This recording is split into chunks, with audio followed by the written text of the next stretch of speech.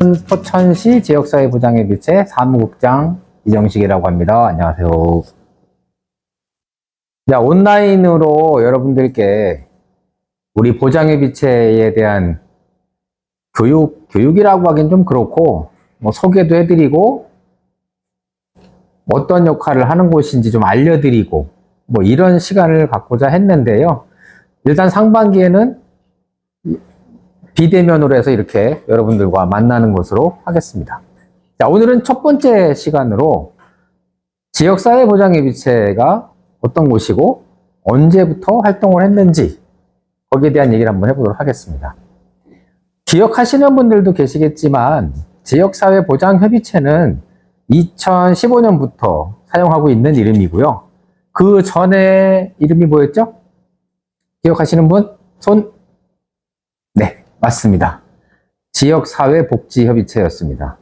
지역사회복지협의체는 왜 만들게 됐는가? 이게 되게 중요한 건데요.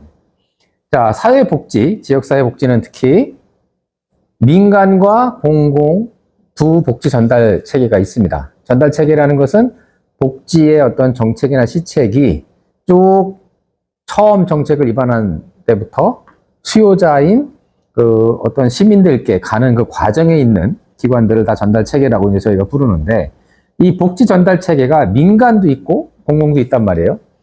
과거에는 민간이 훨씬 많고 역할이 컸어요. 왜 그랬을까요? 1950년 한국전쟁 끝나고 나서 생각해 보세요. 우리나라 그때 상황이 어땠을까? 난리죠, 난리. 말 그대로 난리를 겪고 난 직후에 정부에서 정말 어려운 분들을 도와줄 만한 여력이 없었던 겁니다. 전쟁 직후에. 그런데 어때요? 수요자는 많단 말이에요. 고아들, 과부, 상위 군경들, 장애인들, 집도 절도 없는 사람들, 엄청 많은 사람들이 누군가의 도움의 손길을 바라고 있었다는 얘기입니다. 그때 나타나서 이분들께 도움을 주는 것이 공공이겠어요? 물론 공공도 하려고는 했죠. 그렇지만 여력이 안 되기 때문에 당시는 다 민간에서 했습니다. 교회, 사찰, 내지는 지역에서 유지라고 하는 분들, 이런 분들이 좀 어렵다 싶은 이웃들에게 자기 사재를 털어서 어려움을 구제해 주던 시절이 있었습니다. 그러니까 당연히 초창기의 지역사회복지는 이렇게 민간에서 주도적으로 역할을 했어요. 근데 나중에 이제 정부에서 점점 어떤 정부도 여력이 생기고 국가가 말 그대로 힘이 생기다 보니까 이렇게 민간에서 하는 것도 물론 중요하지만 공공에서의 역할이 굉장히 중요하구나. 공적으로 이분들에게 도움을 줘야겠구나 해서 처음 나오기 시작한 것이 우리가 기억하고 있는 생활보호 대상자 같은 겁니다. 자, 그때는 받는 사람들에 대한 배려는 별로 없었어요. 그냥 정부에서 쌀 몇 킬로를 한 사람당 이렇게 나눠준다. 어디로 받으러 오세요. 오면 주고, 못 오는 사람은 못 주고, 갖다 주기도 했지만 어쨌든 기본적으로는 공급자 위주의 복지 정책이었다.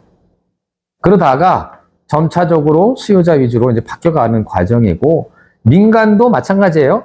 점점 민간에서 하던 것이 법이 생기고 어떤 법정 조직이 생기고 국가에서 깊이 관여하면서 공적 부조라고 하죠. 그런 경우를 공적 부조가 커지면서 점점 민간에서 공공 쪽으로 어떤 중심의 핵이 서서히 바뀌어갑니다. 자, 이렇게 민간과 공공의 전달 체계가 따로 논다면 우리 지역사회에서의 복지가 잘 이루어질 수가 없겠죠. 그러다 보니까 민간과 공공이 협력적으로 같이 모여서 지역 복지에 대한 얘기를 좀 해야겠다.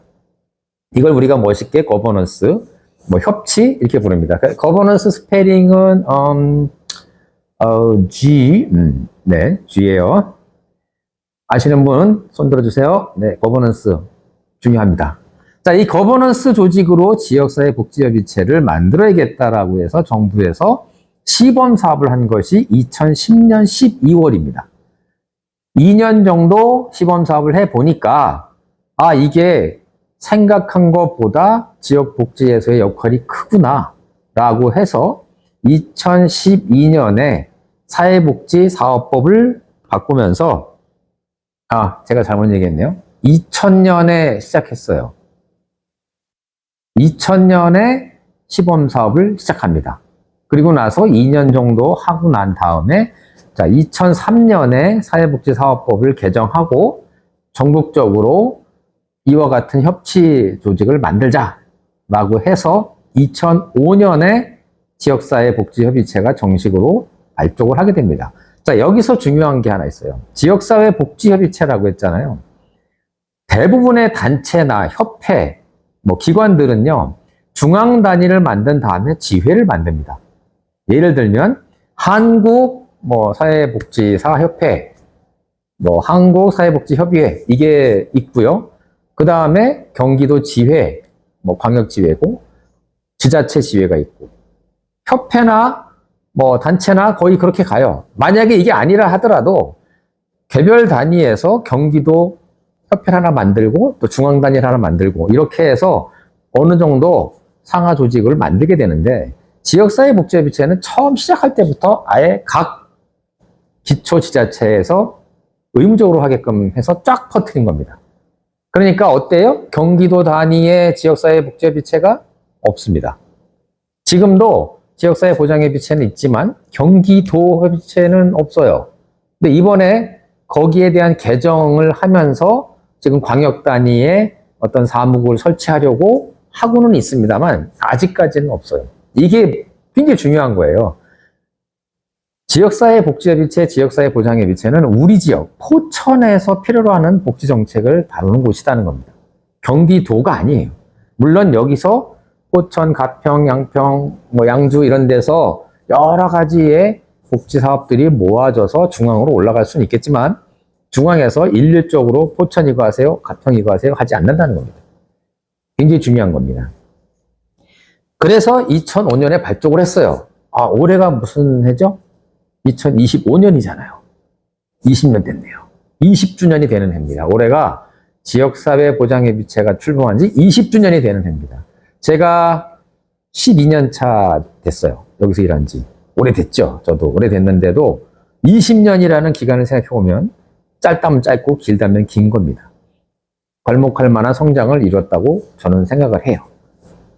그런데 이름이 복지협의체에서 왜 보장협의체로 바뀌었죠? 라고 여쭤보는 분들도 있을 수 있어요. 이건 제가 다니면서 정말 많은 얘기를 한 내용이긴 한데요. 지역사회복지협의체일 때도 우리 지역에 필요한 복지 관련한 정책 시책을 제안도 하고 입안도 하고 했습니다만 그 유명한 송파 세모녀 사건이라는 게 생깁니다. 2013년 그 내용은 아마 대충 아실 거예요. 제가 여기서 다 언급하기에는 좀 시간상 좀 제약이 있기 때문에 하여튼 복지 사각지대에 계시던 세모녀가 안타까운 그런 최후를 맞은 그런 사건인데요.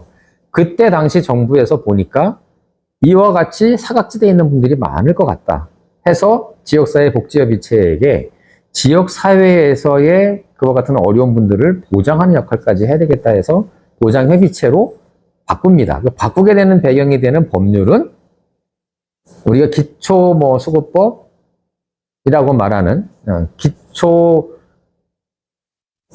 어떤 뭐라고 할까요? 그러니까 사회복지사업법에 있던 지역사회복지협의체를 우리가 보장급여법이 생기면서 글로 넘어가게 된다. 이렇게 보시면 되겠습니다. 이 보장급여법은 정식 이름이 되게 길거든요. 사회보장급여의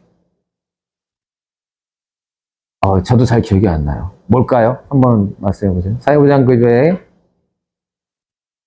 네, 있어요. 네, 있습니다. 요거 퀴즈로 제가 한번 나중에 아니 12년을 했는데 그것도 못해요? 이렇게 얘기하실 수도 있는데 이거 갑자기 물어보면 그럴 수도 있어요. 저도 사람이니까 사회보장급여의 이용 제공 및 수급권자 발굴에 관한 법률인가 그래요. 되게 길어요. 하여튼 이런 법률에 의거해서 지역사회보장협의체가 생기게 됐습니다.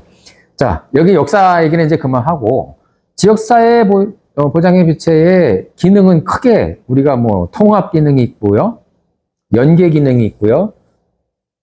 이제 서비스 제공하는 기능도 있고 여러 가지가 있습니다. 근데 그건 굉장히 어렵고 사실 딱 와닿지 않는 건데 쉽게 말하면 이런 거예요. 우리 지역에 있는 복지 관계된 기관이나 단체의 네트워킹을 보장협의체도 우리 지금 실무분과 같은 데서 많이 활발하게 하고 있는 일이고요. 그 다음에 통합 서비스라는 건 뭐냐면은 그전에는 이제 복지 그러면 거의 장애인 뭐 이렇게 국한돼서 했어요. 저소득층 뭐 이렇게. 근데 지금은 복지가 어때요? 뭐 교육이나 문화, 뭐 심지어는 주거, 환경까지 뭐 이렇게 다 영역이 넓어졌기 때문에 그런 의미에서의 통합적 서비스를 할 수 있어야 된다라고 이렇게 보시면 될 것 같습니다. 하여튼 그런 얘기를 하고 더 중요한 건 지역사회 보장 계획, 4년에 한 번씩 수립하는 지역사회 보장 계획을 저희가 수립을 해야 돼요. 그리고 잘 이행되고 있는지 연차별 시행 계획을 만들어서 모니터링을 해야 됩니다. 자, 여기까지가 우리 지역사회 보장협의체의 가장 기본적인 기능이고 조직은요 크게 4가지가 있습니다. 대표협의체, 실무협의체, 실무분과, 그 다음에 읍면동 협의체가 있어요. 자, 이 4조직은 상하관계가 아니에요. 수평관계입니다. 서로 유기적으로 관계성을 가지고 돌아가는 그런 조직이다. 이렇게 보시면 될 것 같습니다. 할 얘기가 많은데 일단 제가 생각할 땐 그래요. 여러분들이 활동하고 계신 지금 그곳, 만약에 내가 대표협의체 위원이다? 그럼 대표협의체가 뭐 하고 있는지는 아셔야 되잖아요. 자, 우리 지역사회보장협의체의 대표협의체는 유일한 의결기관이에요. 거기서 여러 가지 복지관계 관련된 정책이나 시책에 대한 의결이 이루어집니다. 그 외에 자잘구레하게 여러 가지 심의도 하게 되고, 하여튼 의결은 대표협의체에서 한다. 그럼 실무협의체는 이 의결을 하기 위해 사전에 심의를 하는 곳이다라고 보시면 돼요. 대표협의체가 대표권을 가지고 있는, 대표성을 가지고 있는 기관 장이나 단체 장님들이 주로 소속되신다면, 실무협의체는 기관의 중간 관리자급, 부장님, 국장님, 이런 분들이 와서 지금 실무분과에서 이루어지고 있는 조사 사업이나 정책 제안 사업이 어떠한 직능에서 이러이러한 필요성이 있고, 잘 되고 있고, 이런 것을 사전에 심의한 곳이다라고 보시면 돼요. 그럼 실무분과는? 네. 지금 제가 말씀드렸잖아요. 직능별로 전문가들이 모여서 그 직능에 맞는 정책을 제안하기 위해서 조사도 하고 연구도 하고 하는 곳이 실무분과입니다. 자, 읍면동 보장협의체는 아까 제가 송파 세모녀 사건 말씀을 드렸는데 발족하게 된 가장 기본적인 이유는 우리 지역에 있는 어려운 이웃이 복지 사각지대에 있다면 그분들을 어떻게 발굴하고 어떻게 도와줄 거냐에 대한 부분을 고민하는 곳이 바로 읍면동 보장협의체입니다. 그러니까 읍면동 보장협의체 활동은 딱 정해져 있는 거예요. 그렇게 그걸 하기 위해서 사각지대 발굴하고 자원 연계하고 우리 지역에 필요한 특화 사업하고 우리 지역에서 필요로 하는 어떤 보호 체계를 만들고 이런 것이 읍면동 보장협의체의 역할이다. 이렇게 보시면 될 것 같습니다. 할 얘기가 되게 많은데 이렇게 하다 보면 한도 끝도 없이 길어지기 때문에 간단하게 좀 더 말씀드리면 우리 포천시 지역사회보장협의체는요, 실무분과가 9개가 있어요.